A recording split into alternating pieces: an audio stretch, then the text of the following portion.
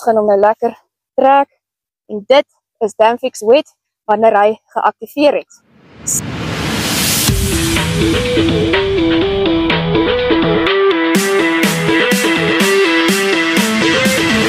Hierdie is Damfix Wet. Dit is 'n gronddamseelaar waarmee ons gronddamme seël sonder om die water te verwyder. Nou wat fantasties is van so 'n emmer, hy gee al 'n mintige dekarea van 350 vierkante meter.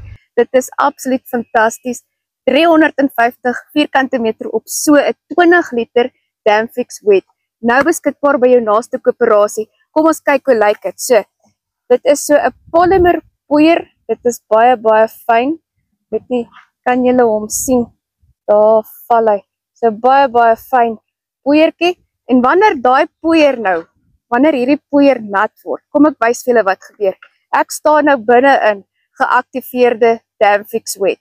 So, ek sit is al klaar 'n bietjie baie jallerig. So daai poeier, wanneer hy nat word, dan aktiveer hy in hierdie gel. Kom ons kyk gou. So, ons gaan hom nou lekker trek en dit is Damfix Wet wanneer hy geactiveer het. So, wat gebeur van hier af? Dit sak nou af na die bodem van die dam toe.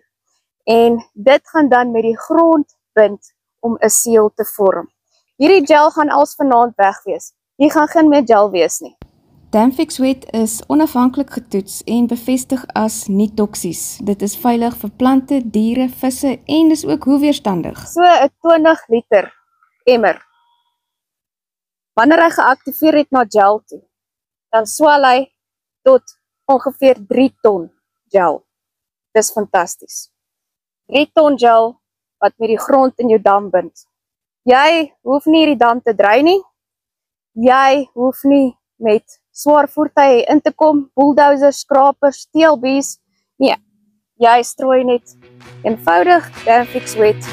Daar's die emmer.